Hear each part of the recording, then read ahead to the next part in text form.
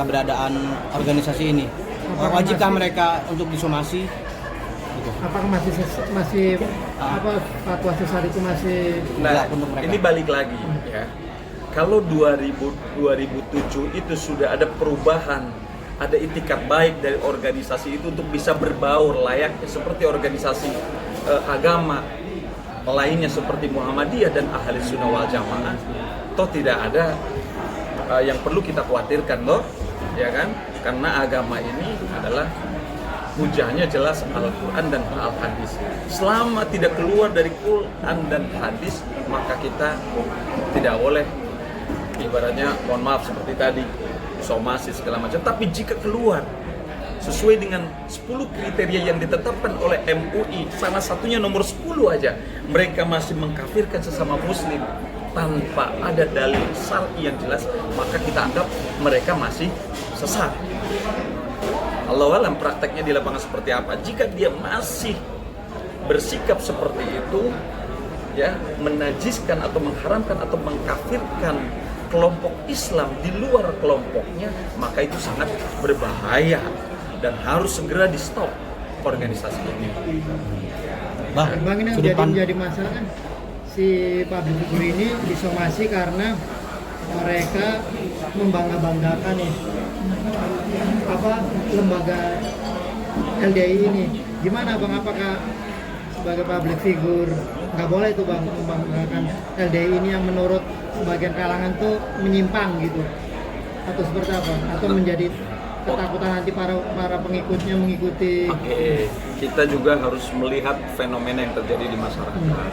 Kalau seandainya organisasi atau lembaga dakwah Islam Indonesia ini masih dirasa, ya, kita kan ada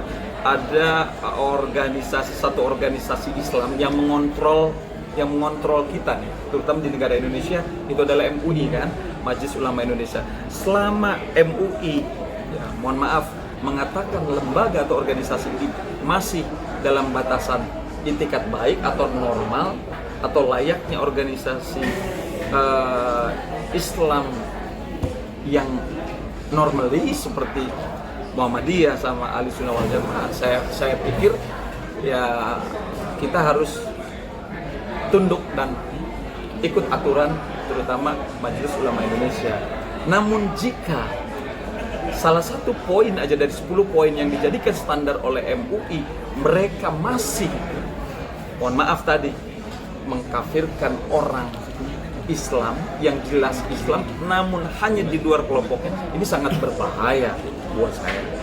Pandangan saya ini sangat berbahaya, apalagi ya yang mengklaim dia lembaga dakwah Islam Indonesia adalah seorang public figure atau role model. Role model ini kan aktivitas dan tindakan ini kan pasti diikutin oleh orang banyak. Orang banyak ini netizen ini kadang kan belum tahu dia apakah benar atau salah. Jadi acuannya itu aja. Selama dia mengikuti koridor dan ketentuan yang ditetapkan oleh Majelis Ulama Indonesia, maka kita katakan LDI adalah wajar. Tapi ketika dia tidak mengikuti aturan ini yang ditetapkan oleh MUI, maka dia masih eksklusif dan ini berbahaya tentunya. Bang, terakhir dari saya Bang, di mana posisi hukum dalam fenomena ini Bang? Posisi hukum ya, abang kan dari seorang pakar hukum. Kalau saya menilai selaku praktisi hukum, tentunya undang-undang kan jelas mengatur, ya. Kalau berkaitan dengan keagamaan, maka ini adalah penodaan terhadap agama.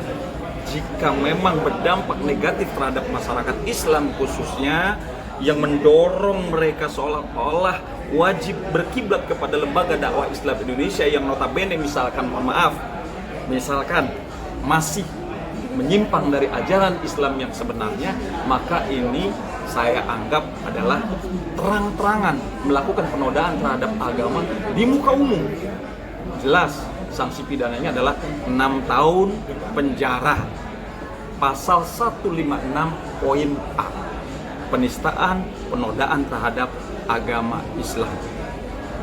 Jadi jangan main-main, apalagi ini adalah public figure, menjadi seorang panutan.